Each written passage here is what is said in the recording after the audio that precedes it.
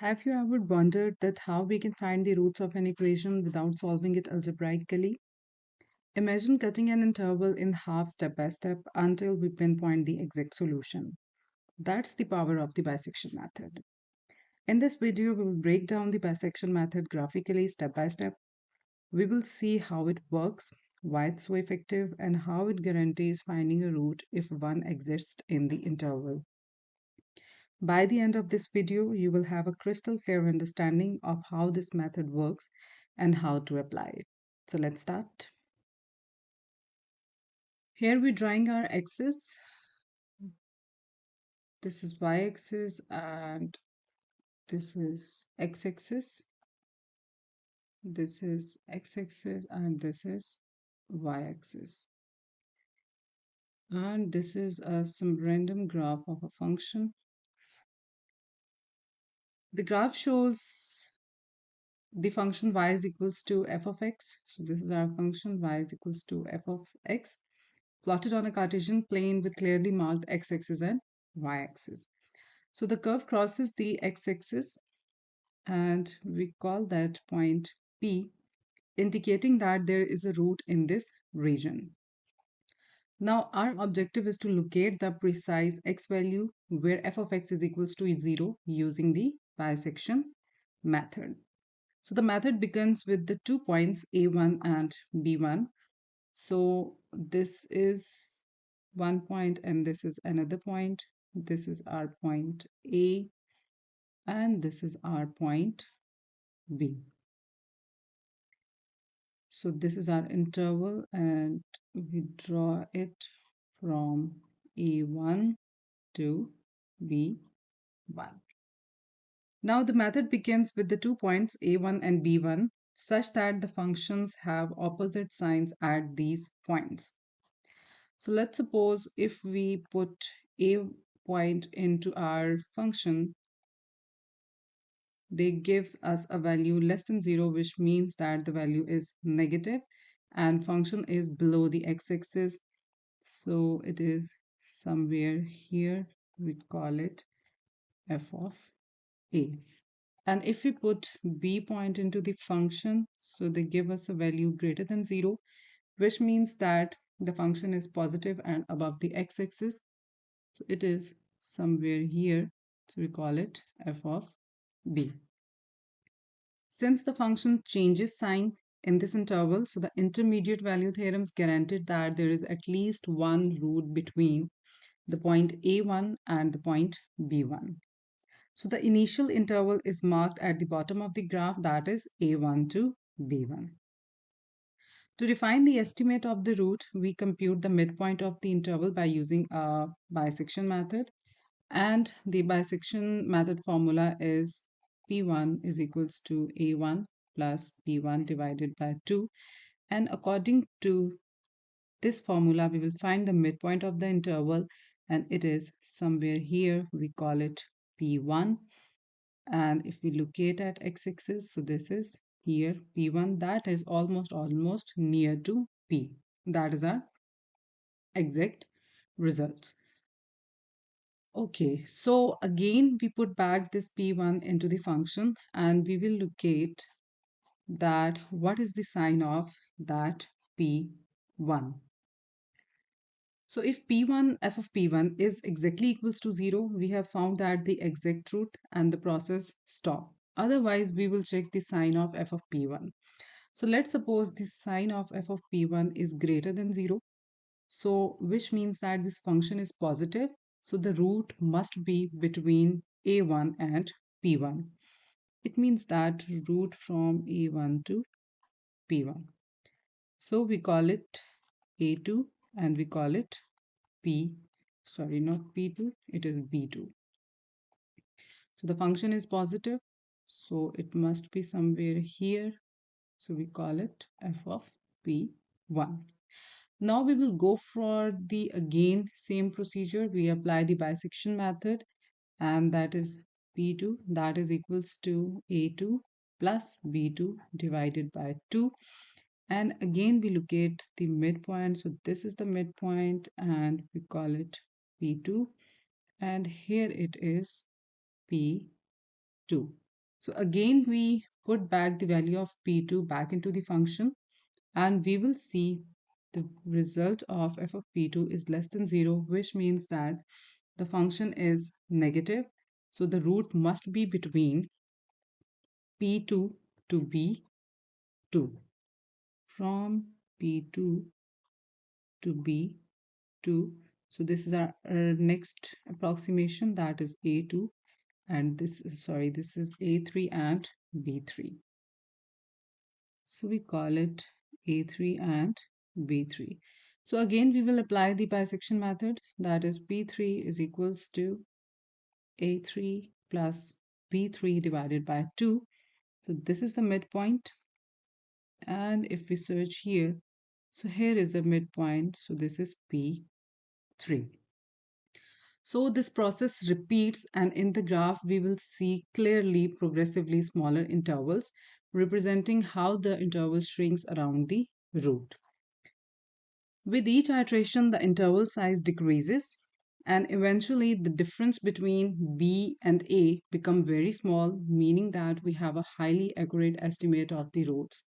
So the final approximation gives us the best estimate, and that is the result is f of x is approximately equals to 0. So if we see the P3 is very near to P point other than P1 and P2.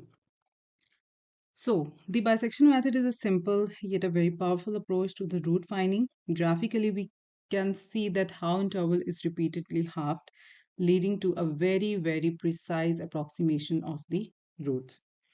We'll break down the working rule of the bisection method in a clear and a very structured way.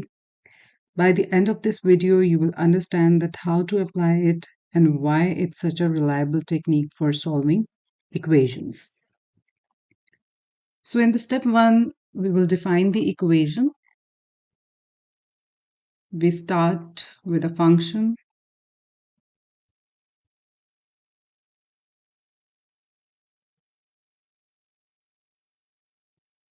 f of x and want to find its root,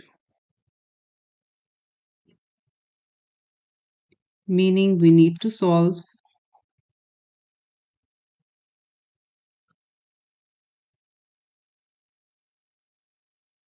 f of x is equals to 0. In the second step, we need to choose an initial interval, that is our AB. So we select 2 points,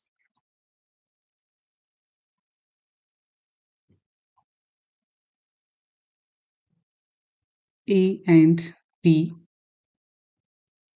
such that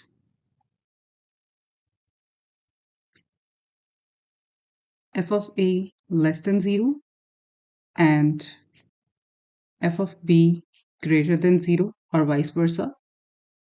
Or we can say that f of a into f of b must be less than 0. This means that the function has opposite signs at a and b, which guarantees that a root lie between them. This is actually by the intermediate value theorem.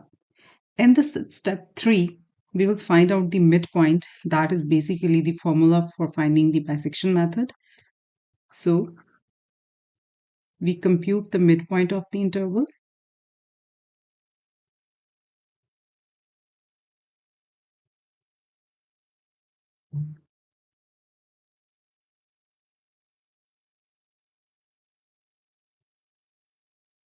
which means that x1 is equals to a plus b divided by 2. After that, we will evaluate the function at this point.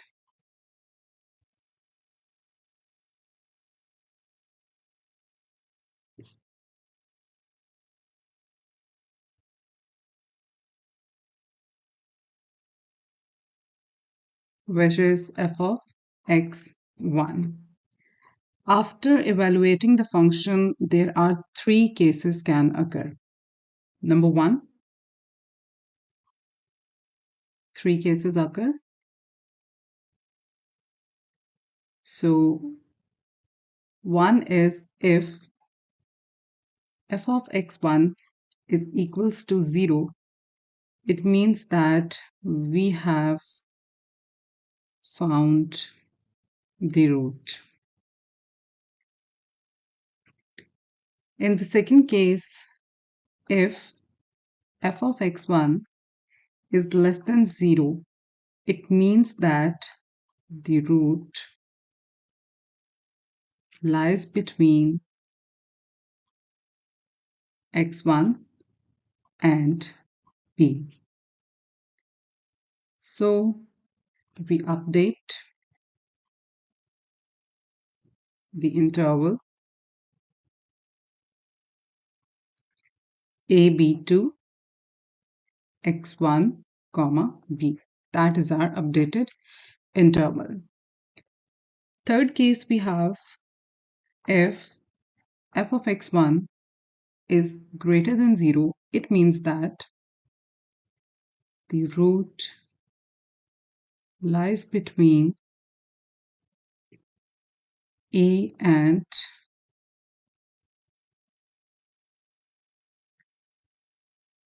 x1. So we update the interval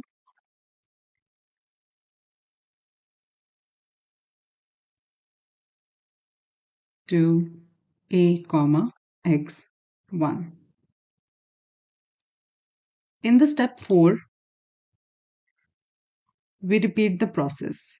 We repeat the process by using the updated intervals and can calculate the next approximation. So the next approximation, we just simply say that we repeat the process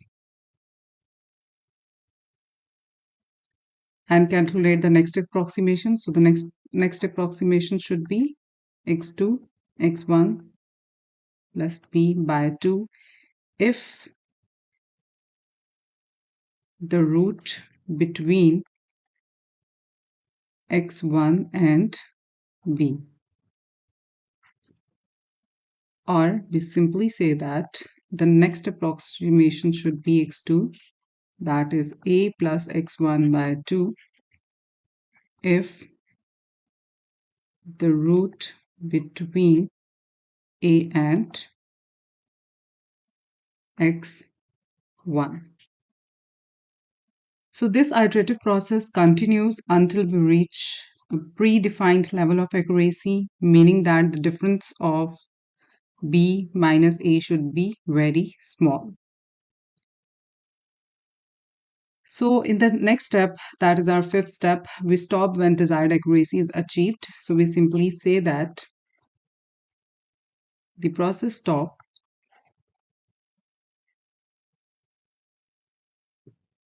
when the interval become sufficiently small or when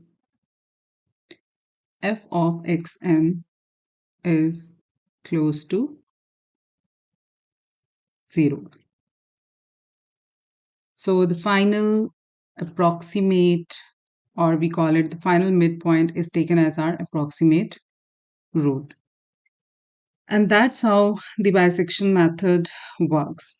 By systematically cutting the interval in half, we get closer and closer to the actual root with each step. So this method is very simple, reliable, and widely used in numerical analysis.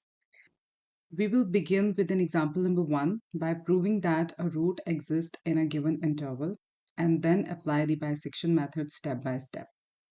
By the end of this video, you will be able to implement this technique confidently and understand its practical applications. So let's get started. We are given with the example number 1 and we have a question that we need to show that we have a function that is x cubed plus 4x squared minus 10, and this is a nonlinear equation, has a root in this interval, and use the bisection method to approximate to the root that is accurate to at least within 10 raised to the power minus 3. So 10 raised to the power minus 3 mean we need to check the accuracy till 3 decimal places. That is, after decimal, we have a 3-digit accuracy. So let's begin with the solution, step-by-step solution. Okay. Firstly, we are going to compute the function values at the given interval, at the starting point and at the end point. That is the 1 point, that is at 1 and at 2. So when we put 1 into our function, we will get 1 cube plus 4, 1 square minus 10. And when we solve it, we will get negative of 5, that is less than 0. Now we are going to substitute 2 into the function, and we will get 2 raised to cube plus 4 2 square minus 10, and we will get a value 14 that is greater than 0.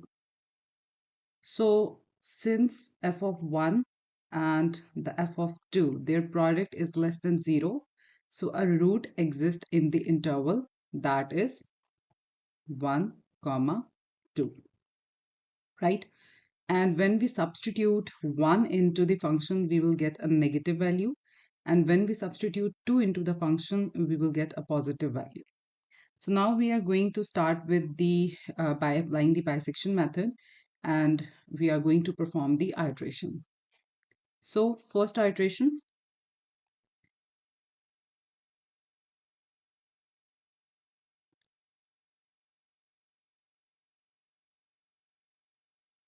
x1 is equals to 1 plus 2 divided by 2. So the answer would be 1.5. Now we are going to substitute 1.5 back into the function in order to evaluate the sign. So 1.5 raised to cube plus 4 1.5 raised to square minus 10. So the answer would be 2.375. It means that greater than 0. Since f of 1.5 is greater than 0, so root lies between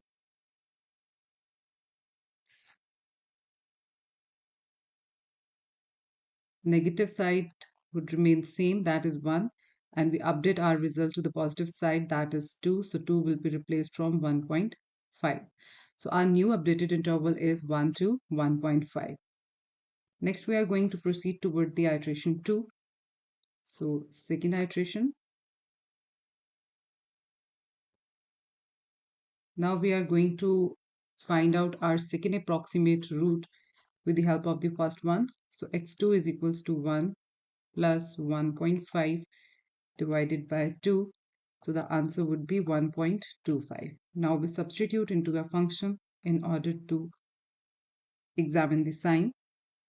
So 1.25 raised to cube plus 4 1.5 raised to square minus 10. So the answer would be negative of 1.7968. So since f of 1.25 is less than 0, so the root lies between, we need to update our interval. So the positive side will remain same, and we need to update our result on the negative side, that is 1.25 comma 1.5 remain same. Now we are going to go for the third iteration.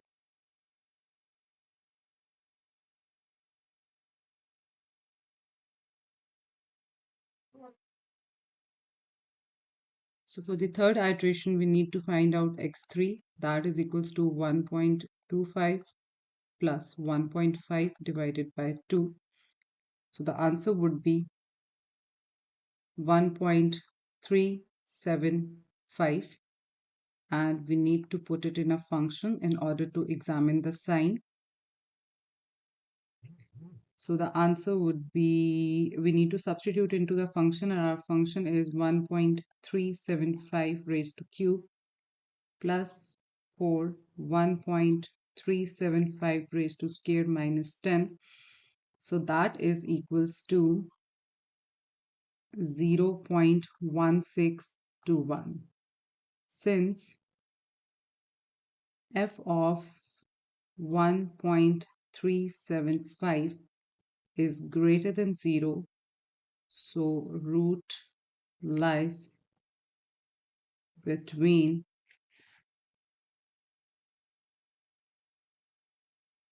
we need to update on a positive side. So our new interval would be 1.25 remains same, and we need to update on a positive side, so it becomes 1.375.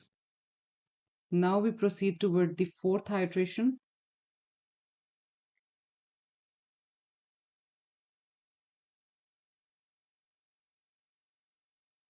So x4 is equals to 1.25 plus 1.375 divided by 2. So the answer would be 1.3125. Now we need to substitute in a function 1.3125. So that is 1.3125 raised to cube plus 4 1.3125 raised to square minus 10. So when we solve it, we will get the result negative of 0.848385. So that is less than 0, since f of 1.3125 is less than 0. So root lies between, we need to update our interval on the negative side. So we need to replace 1.25 with 1.3125, and our positive side would remain same. Now we need to, okay, if you look at the results of the interval, so we will find the accuracy till 1 decimal places. But we need to achieve 10 raised to the power minus 3, which means that we need to achieve 0.0001. So we need to go for more iterations. So let's go for the fifth iteration.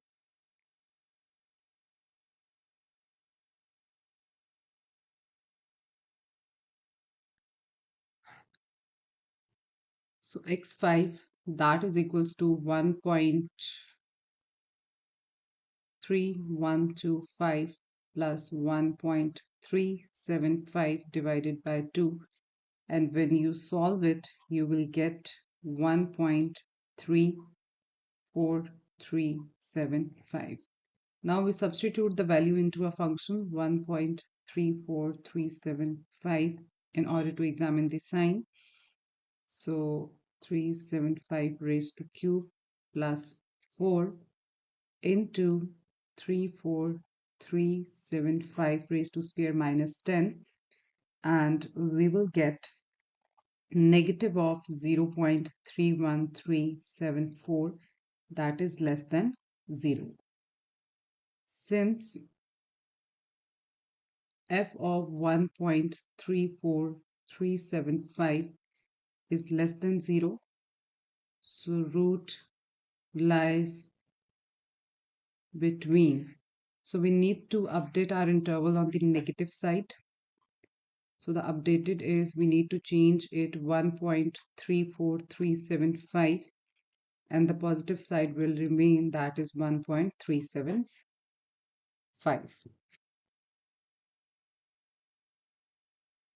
Okay, we need to go for the more iterations. So the sixth iteration.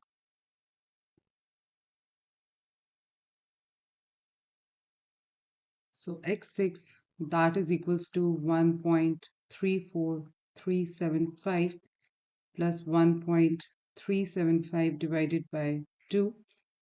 So when we solve it, we will get the result 1.3599375. Now we substitute back into the function. So 1.3599375 raised to cube plus 4 1.3599375 9375 raised to square minus 10, and we will get the result negative of 0.096408. Since f of 1.359375 is less than 0, so root lies between. So we need to update our interval on the negative side. So it should be 1.359375, and the positive side will remain same. Now we go for the next iteration, that is our seventh.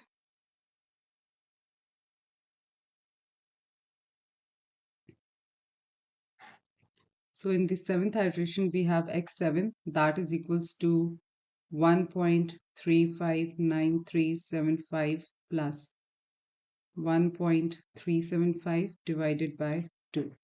So when we solve it, we will get 1.36718775.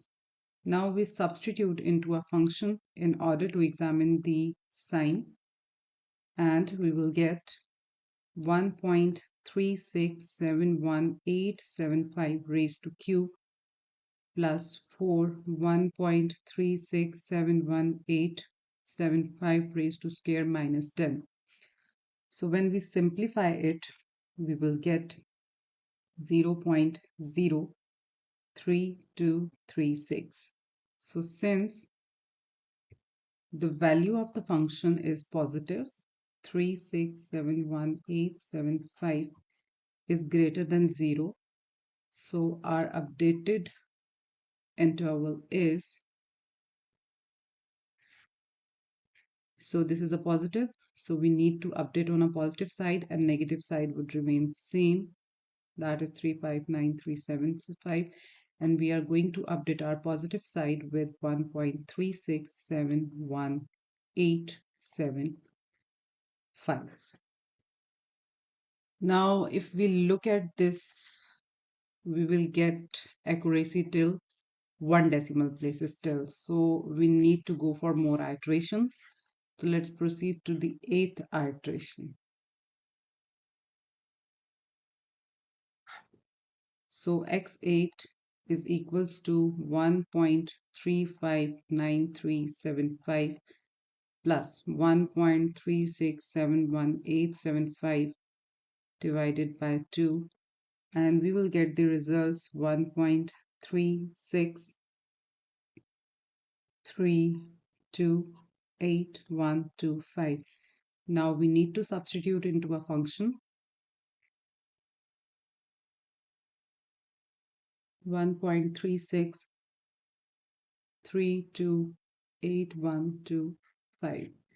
So 1.36328125 raised to cube plus 4 1.36328125 raised to square minus 10, and when we solve it, we will get negative of 0.032147. Since the value is negative, I may write x of 8, oh, not x of 8, it is 1.36328125 is less than 0. So the root lies between, so we need to update on a negative side, so value will be value is updated to 1.36328125 comma 1.3671875. The positive side will remain same. Now we need to, okay, if we look at the results, we will achieve the accuracy to 2 decimal places. So it's mean that in order to achieve the accuracy till 3 decimal places, we need to go for more iterations. So let's proceed to the 9th iteration.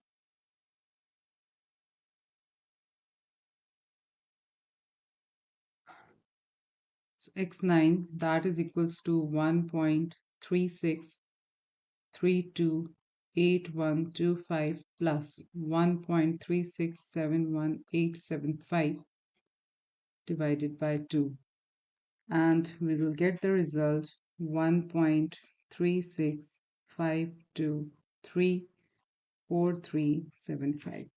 Now we substitute back into the function.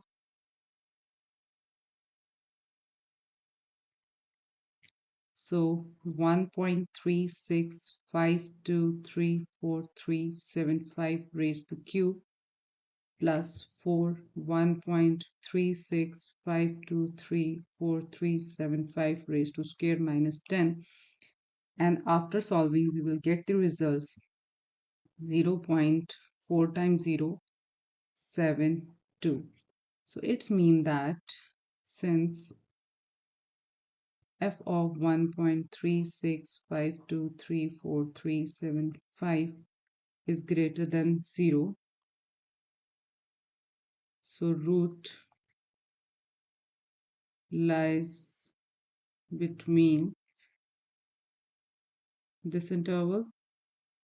So we need to update the interval on the positive side, so the negative side would remain same, 3632812 and we need to update 1.365234375.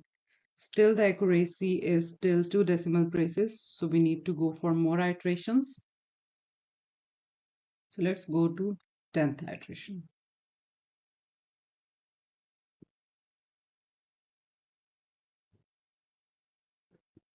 So x10, that is equals to 1.36328125 plus 1.365234375 divided by 2.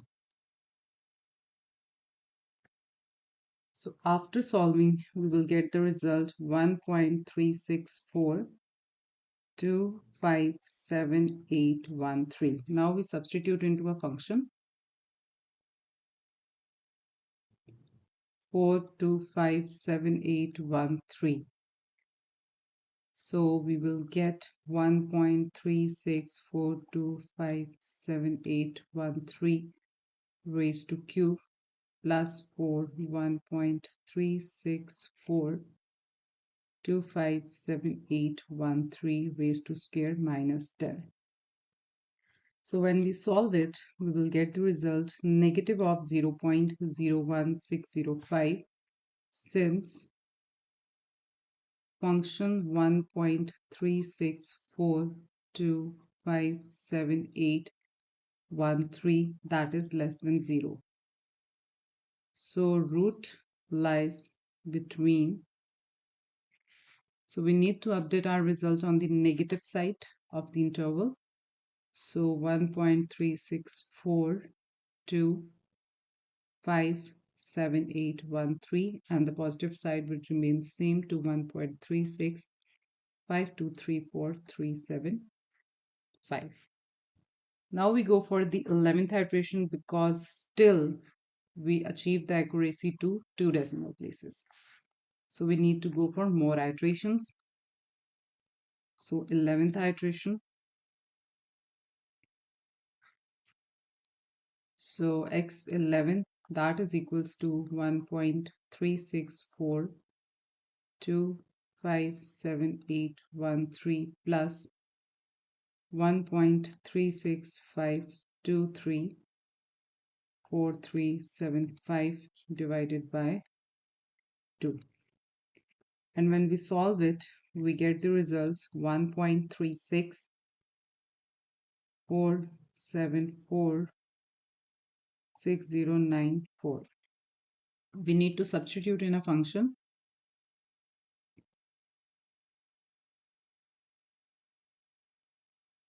So 1.364746094 raised to q plus 4, 1.364746094 raised to square minus 10.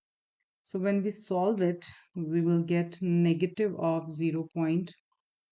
0.000799. Since f of x11 is less than 0, so the root lies between. So we need to update the interval on the negative side.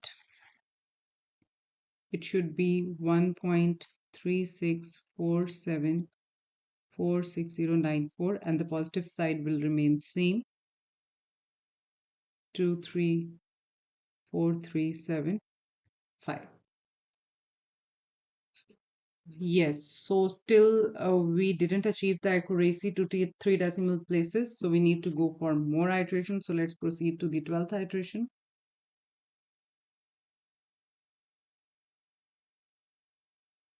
So x12, that is equals to 1.364746.094 plus 1.365234.375 divided by 2. And after solving, we will get the results 1.364990.235. Now we substitute in a function.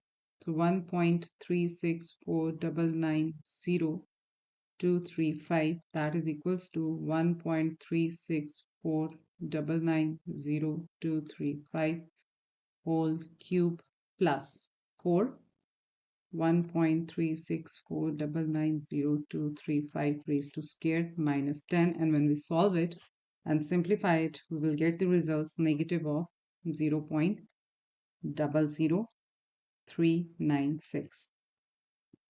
So f of x raised to 12, since less than 0, so the root lies between. We need to update on the negative side. So 1.364990.235 is the updated side, and the previous would be unchanged, the positive side, 34375. Okay, still we didn't achieve the accuracy. So still we have the accuracy to two decimal places. So it's mean that we need to go for more iteration. So let's proceed to the 13th iteration.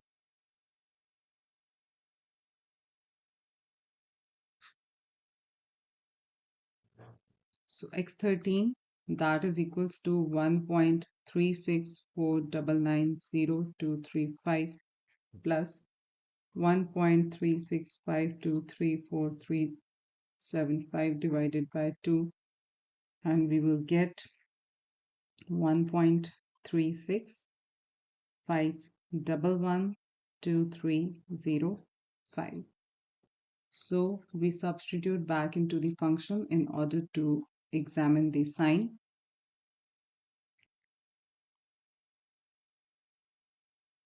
So we have 1.36511230.5 raised to cube plus 4, 1.36511230.5 raised to square minus 10. When we simplify it, we will get negative of 0.00194. So the value is negative since f of x13 is less than 0. So the root lies between. So we need to update our interval on the negative side. So 1.36511230.5. Sorry, it's comma.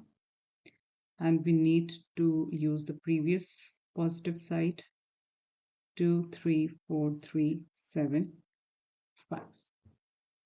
So if we look at the results, so we achieved the accuracy till three decimal places. We got 1.365, and here we also have 1.365. So let's find out the absolute error in order to confirm the accuracy. So we are going to find out the error, that is our absolute error, or we just simply write absolute error. So that is equals to 1.365112 5234375 minus this value, that is 1.365112305. So when we subtract it, we will get 0.000012207. So we achieved the accuracy till 3 decimal places because the requirement of the question is 10 raised to the power minus 3, which means we need to achieve 0.0001. So we achieved the accuracy after 13th iteration, and the basic interval we are given with is 1 comma 2. And that's how we solve this problem. We are going to solve the example number 2 with the help of a bisection method, and we have a question that we need to find the roots of an equation, that is our nonlinear equation, and with the help of a bisection method correct up to 3 decimal places. So we need to achieve the accuracy to the 3 decimal places, and we are given with a function that is basically a nonlinear equation. So but we are not provided with the interval. So first of all, we need to find out the interval with the help of a hit and trial method, and after that we will apply the bisection method on that. So in order to proceed towards the solution, we need to apply the hit and trial method, and according to hit and trial method, we need to substitute the value starting from 0 into that function in order to get the two values that gives us two function values that gives us an opposite signs on two specific values. So if I start putting my value from 0, so we will get 0 cube minus 0 minus 4. So I'll get negative of 4, that is less than 0. Next, I'm going to substitute 1. So if I put 1, so I will get 1 minus 1 minus 4. So I will get negative of 4. So again, this is less than 0. Now it's mean that we are not allowed to choose 0 and 1 interval because both giving us a negative sign. So we need to go for 2. So if I substitute 2 raised to cube minus 2 minus 4, so I will get 8 minus 2 minus 4. So that is equals to 2, that is greater than 0.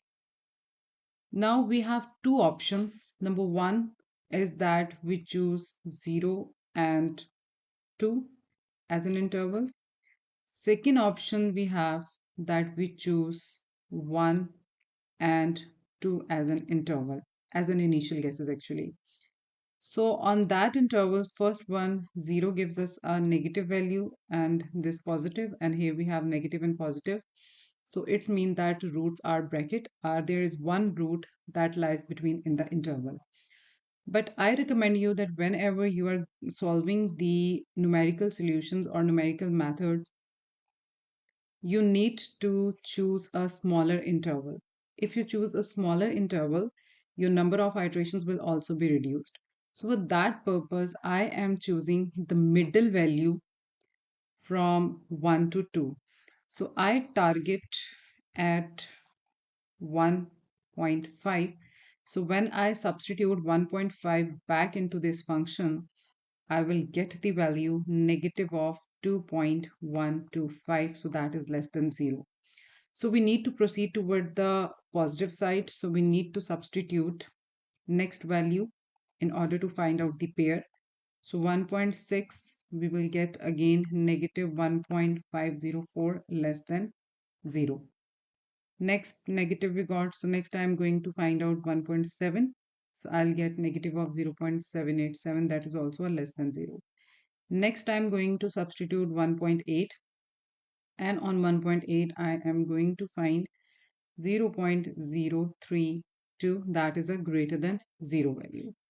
So for the solution of this question, I am choosing an interval 1.7 and 1.8. On 1.7, I am getting a negative value, and on 1.8, I am getting a positive value. The reason of choosing this interval, because the size of that interval is very small, and if we choose a very small interval, the number of iterations will be reduced, right? So for solving that question, I am using this interval in order to proceed the question. So let's apply the bisection method. So we are going to perform our first iteration.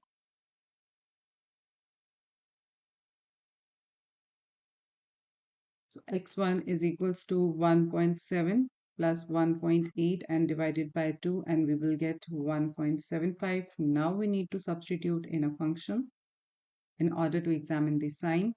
So 1.75, so our function would be changed to cube minus 1.75 and minus 4.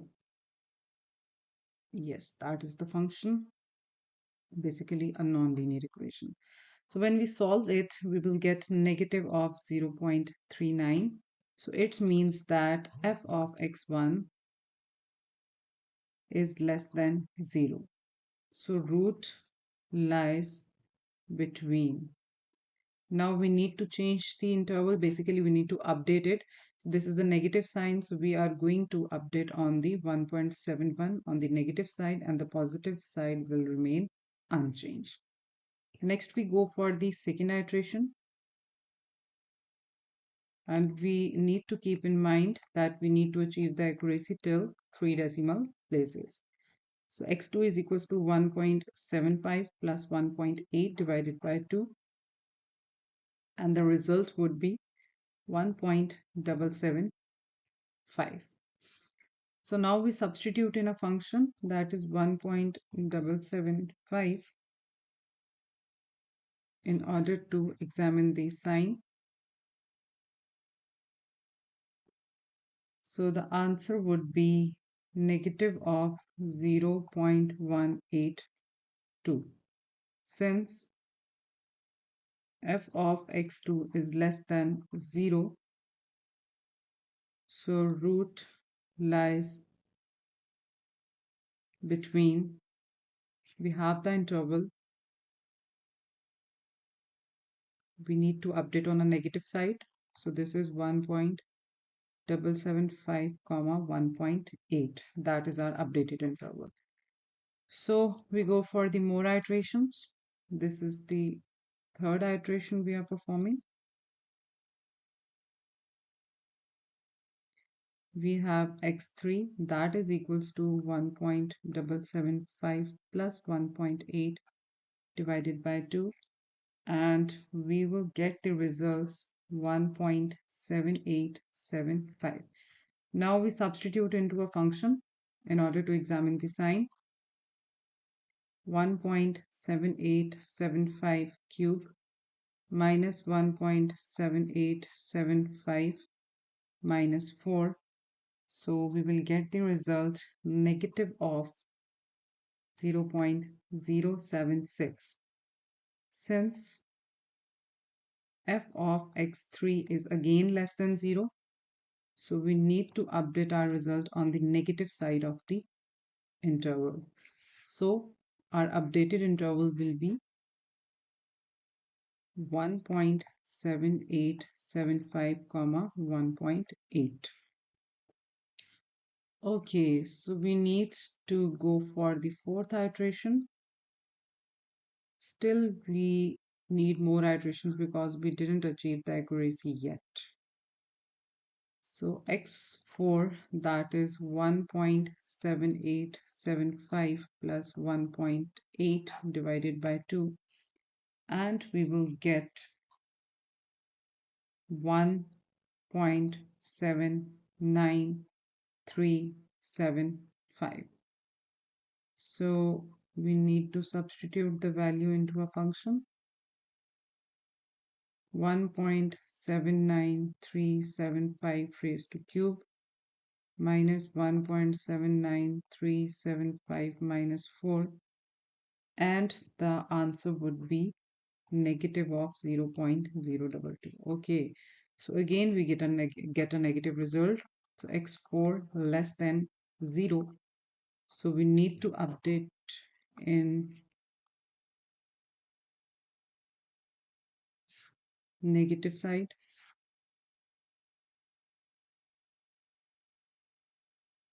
So we will get 1.79375 comma 1.8.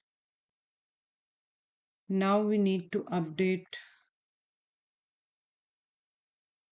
After updating, this is our updated interval. So we need to go for fifth iteration. So x5 is equals to 1.79375 plus 1.8 divided by 2, and we will get the solution 1.796857. Now we substitute in a function in order to examine the results. So 1.79675 raised to cube minus 1.796,875 minus 4. So we will get 0.0048. That should be greater than 0. So since the f of x5 is greater than 0, so we get a positive result. So we need to update our interval. So the negative side should be same, that is 1.79375, and we need to update on positive side, and we will get 1.796875. Okay, now we need to go for more iterations. The reason is that we find the accuracy to two decimal places. So as it is mentioned in the question, we need the accuracy till three decimal places. So we need to go for more iterations. So let's proceed to the sixth iteration.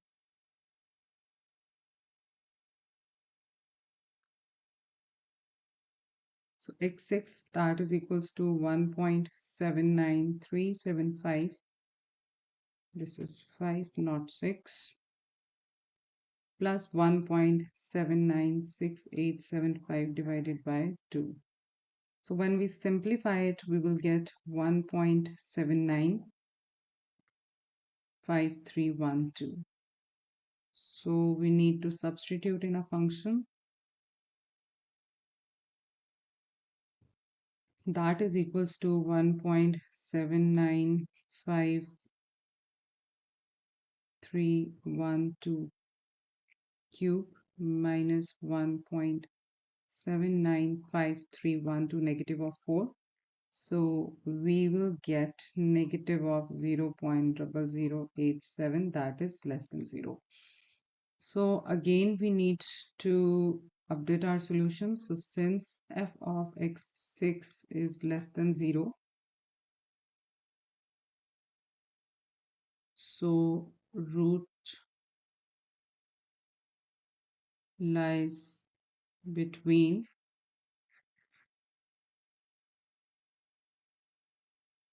so here we have negative, so we need to change in on the negative side. So 1.595312, that is our updated result, and this is our previous result. So still we have the accuracy till two decimal places. So we need to update, we need to go for another iteration, that is a seventh iteration.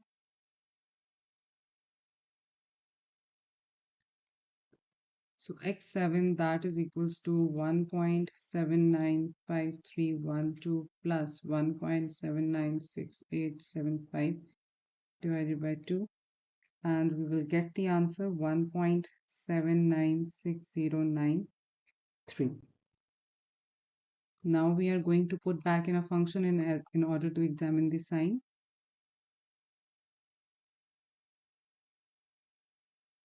1.796093 raised to cube minus 1.796093 and negative of 4. So we will get simplified result to negative of 0.000199. So f of x7 less than 0. So root lies between, this is a negative, so we need to write 96093 and 1.796875. Okay, if we look at the results, so we achieved an accuracy to 3 decimal places. This is 1.796 and this is 1.796. So we write it that hence the approximate root correct up to 3 decimal places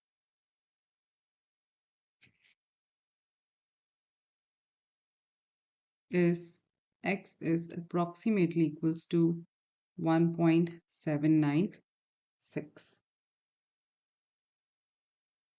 So initially for the code, we need a nonlinear function that is x cubed minus x and minus 2.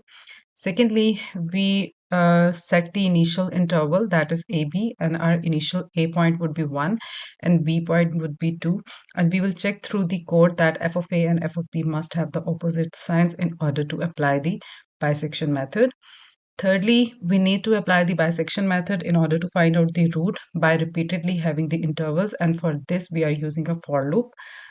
Fourth, we are going to check the convergence based on the tolerance, that is 10 raised to the power minus 6, or by using a maximum iteration.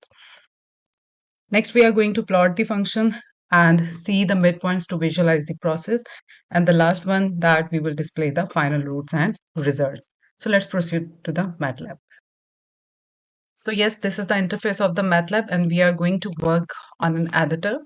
So we just generated a new script, and for that we are going to start our code by using a CLC, clear all and close all.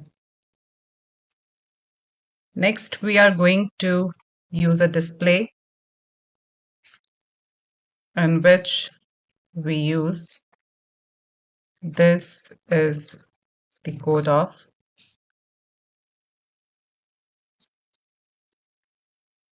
bisection method.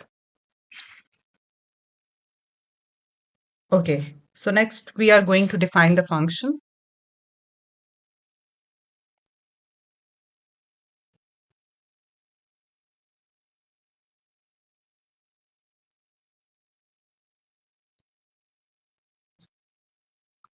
For which you want to find the roots. So we have the function at the rate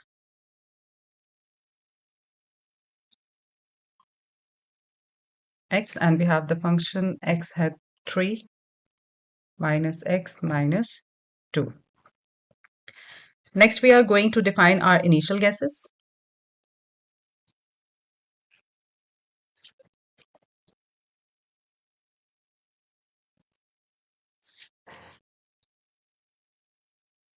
A is equals to 1 and B is equals to 2.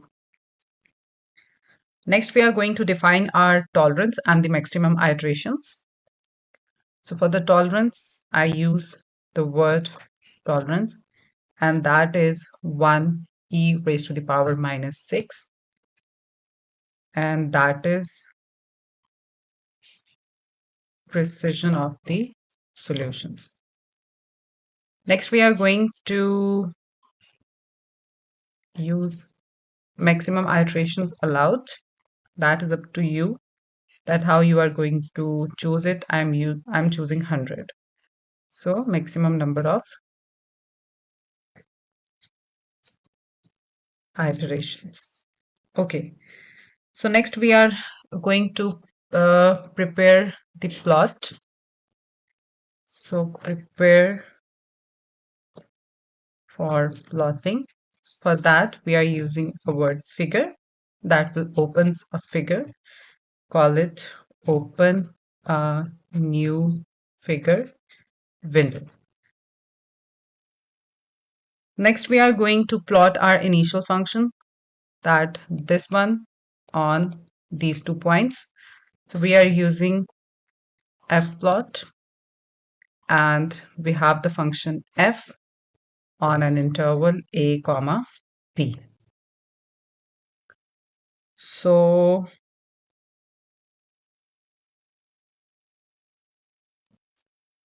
plot the function in the interval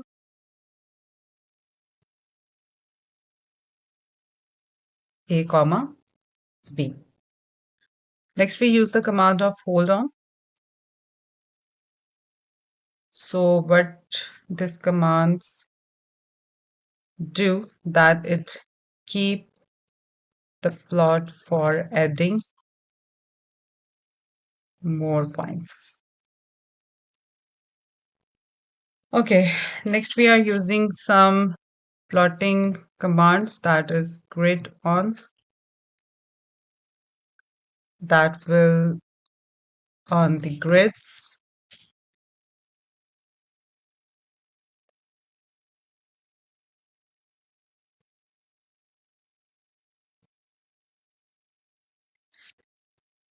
Okay, so next X label.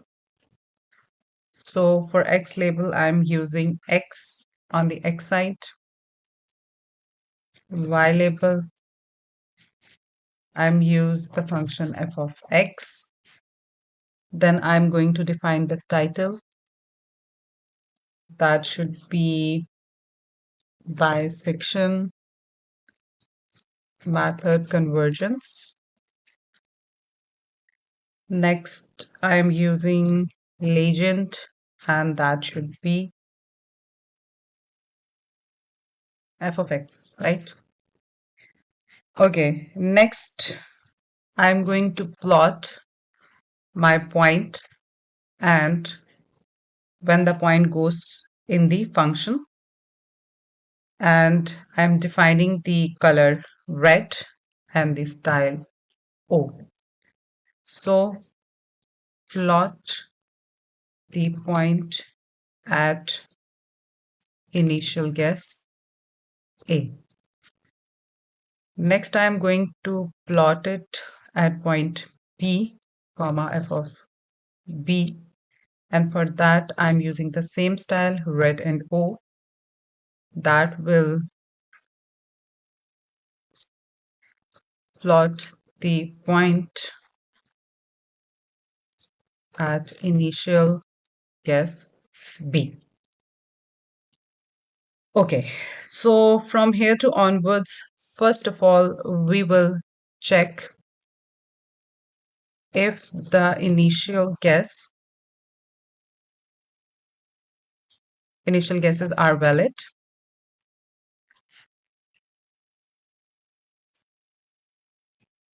That is f of A and f of B must have opposite signs. So for that, we are using a if statement.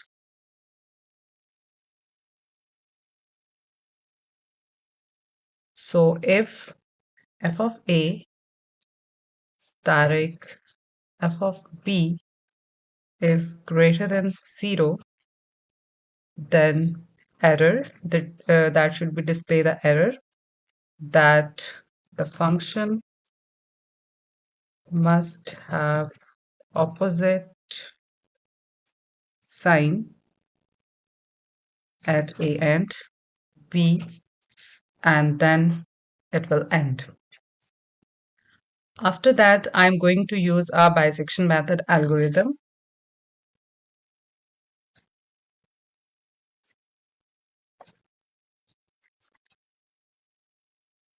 For that, I'm going to use a for loop. And here I am choosing a name of for loop is iter. That is equals to 1 colon max iteration. Right? Max iteration I already defined, that is 100. So I'm going to end the for loop and then I will start working in between. So firstly, we want to calculate the midpoint. So for that, I am choosing C, that is A plus B divided by 2.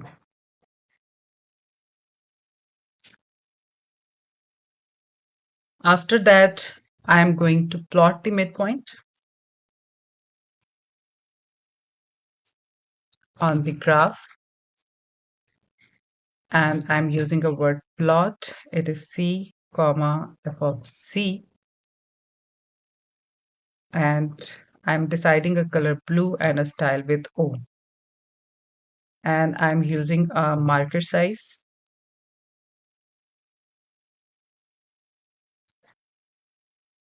That would be 8. It's all up to you. You can update according to your choice. Plot each midpoint in blue.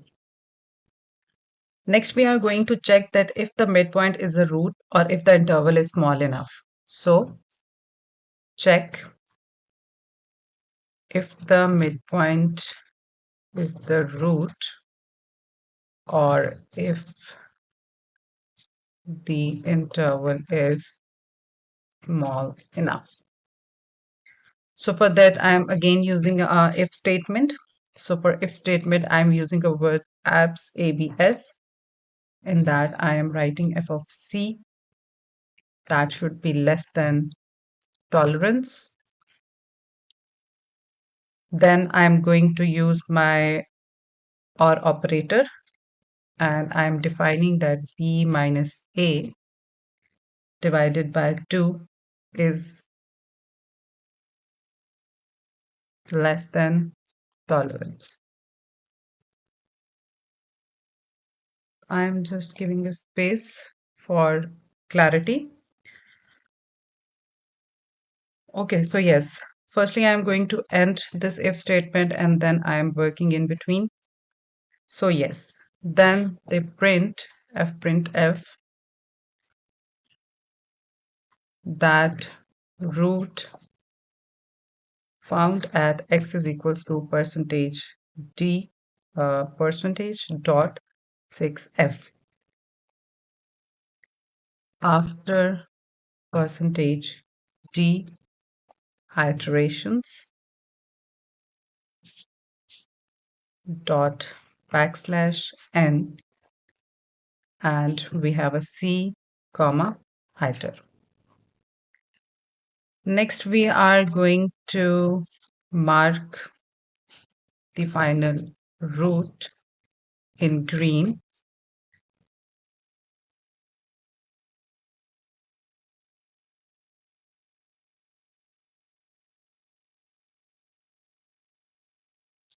So for that, I'm going to use plot c comma f of c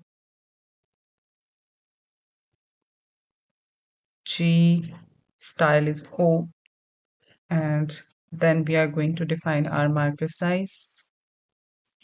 That should be 10. Then we have a marker face color. So this will fill the style O with any color that you are going to define. So I'm defining a green color because here I am choosing a gray. So yes. Okay, so when we find out the final root, so the code will break and it will end. Next, we are going to decide that which subinterval to keep for the next iteration. So decide which subinterval to keep for the next iteration. So for that, I'm using an if statement, that if of a static f of c less than 0, and then we have an end of if statement, and here I'm using b is equals to c. In that case, it means that root lies between a and c. Next, we are using else. It means that a is equals to c. So it means that here it is between b and c. So here root lies between a and c.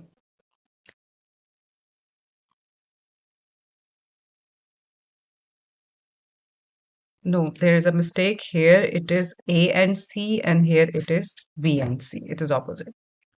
Okay. So next we are going to display the current midpoint.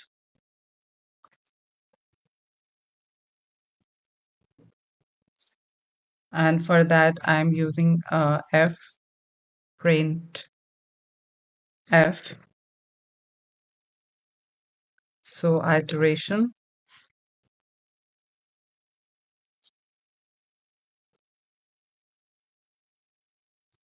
percentage d colon c, that is equals to percentage dot 6. Dot 6 f basically display the results till 6 decimal places, right? So whatever you define, if 4, it display in 4, and if it is 5, then it will display in 5 decimal places. So I use the tolerance till 10 raised to the power minus 6. So that's why I'm using dot 6f. Then we have f of c.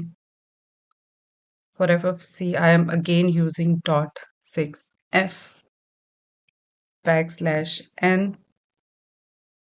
Next we have iter c and of c. Next, we are going to pause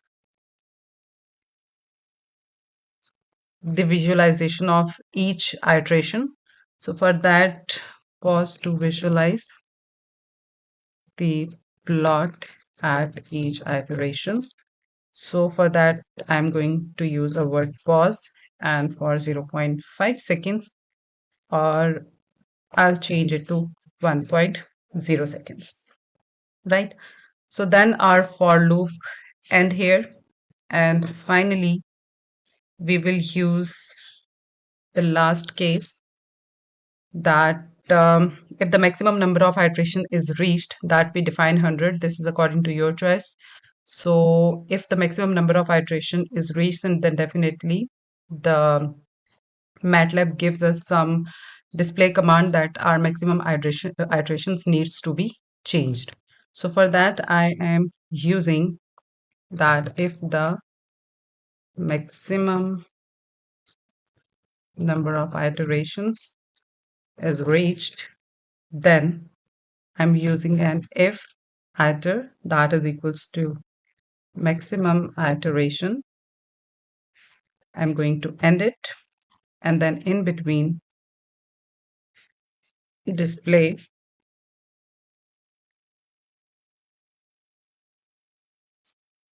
that maximum number of iterations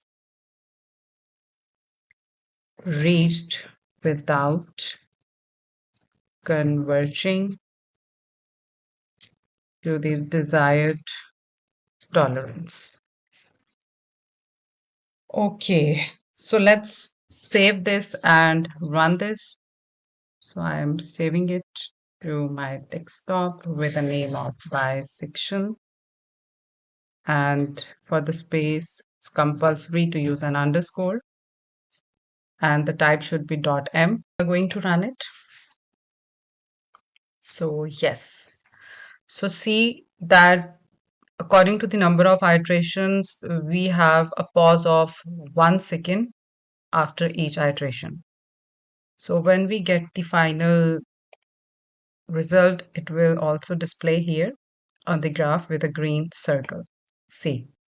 So here we have the solution at x and y point, and this is all the data that we have iterated through the for loop.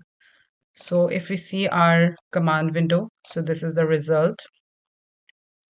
This is the iteration one. This is our C value that is that we will get after dividing the first iteration. And we use the initial guesses 1 and 2. And this is when it put back into the function. So this is all the results of the iteration. So we have the root that is converges after 20th iteration. Bisection method is widely used because of its reliability, but like any numerical methods, it's come with both advantages and disadvantages. So today we will break down that where the bisection method excel and where it falls short. So stay tuned until the end to get the full picture. So let's get started. First of all, we are going to talk about the advantages of bisection method.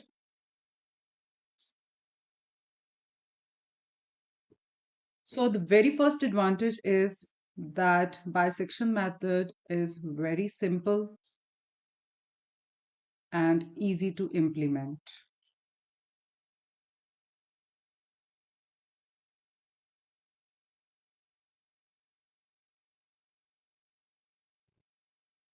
The bisection method is one of the easiest numerical methods to understand and apply. It does not require complex mathematical operations or derivatives, making it accessible to beginners in numerical analysis. Secondly, we have second advantage is that bisection method is always convergent.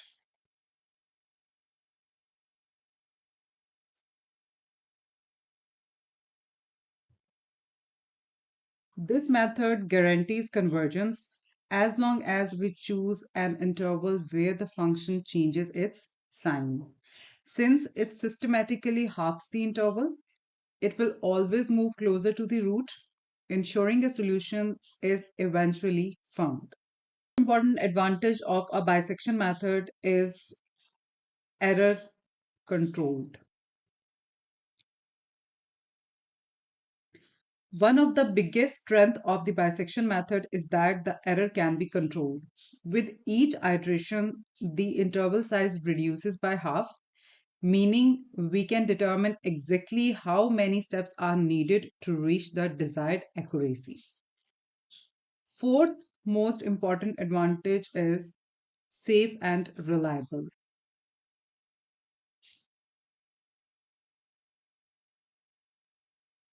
The bisection method is considered one of the safest numerical methods because it does not depend on the function's behavior beyond sign changes.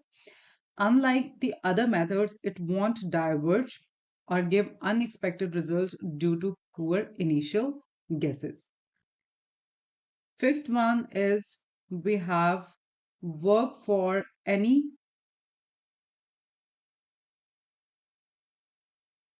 continuous function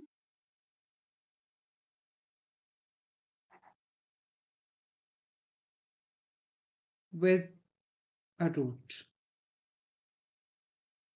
So this method can be applied to any continuous functions as long as there is a sign changes within the given interval. It does not rely on the functions being differentiable or smooth, making it versatile in many practical scenarios. Next, we are going to discuss the few disadvantages of the bisection method.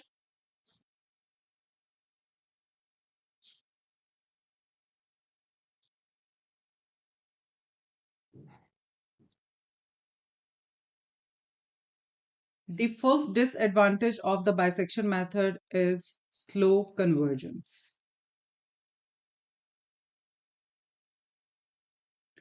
One of the major drawback of the bisection method is that it converges very slowly. Since it only halves the interval at each step, it can take a large number of iterations to reach a high level of accuracy. Other methods like NR method or a secant method can reach the root much faster. The reason behind it that the rate of a convergence of bisection method is rate of convergence of bisection method is 1, or simply we say that the bisection method converges linearly.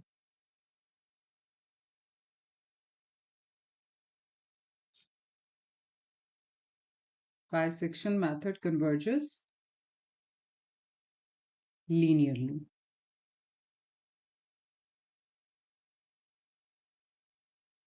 Okay. Second disadvantage of the bisection method is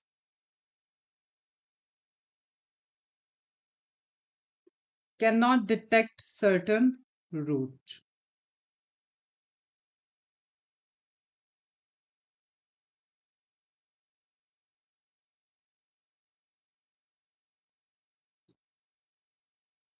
The bisection method depends on a sign change to work.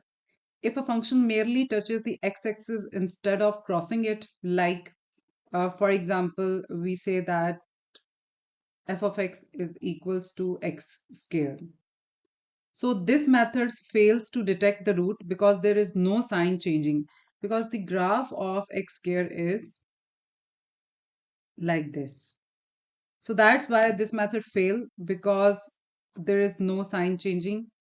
The sign of the x square is positive from this side, and again it touches the x-axis and then go upside to the positive. Next is we have the third disadvantage is that insufficient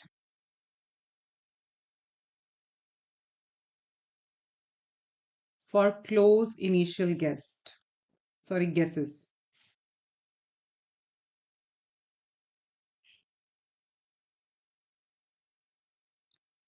Okay, if we look this, even if one of the initial guesses is already close to the root, the method does not take advantage of this.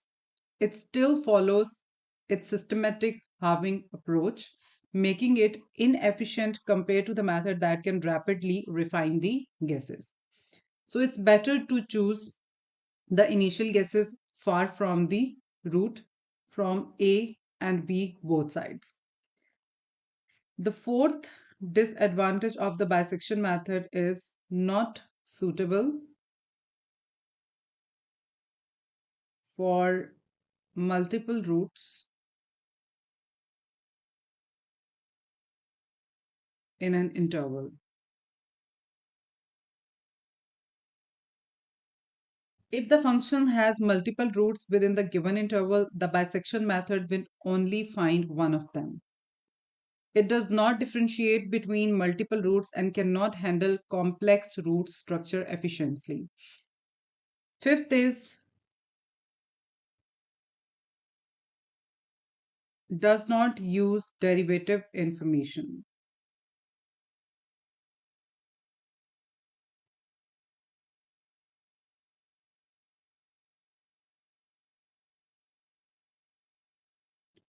So, unlike Newton's method, which uses derivative information to adjust the next guess more accurately, the bisection method ignores function properties beyond sign changes.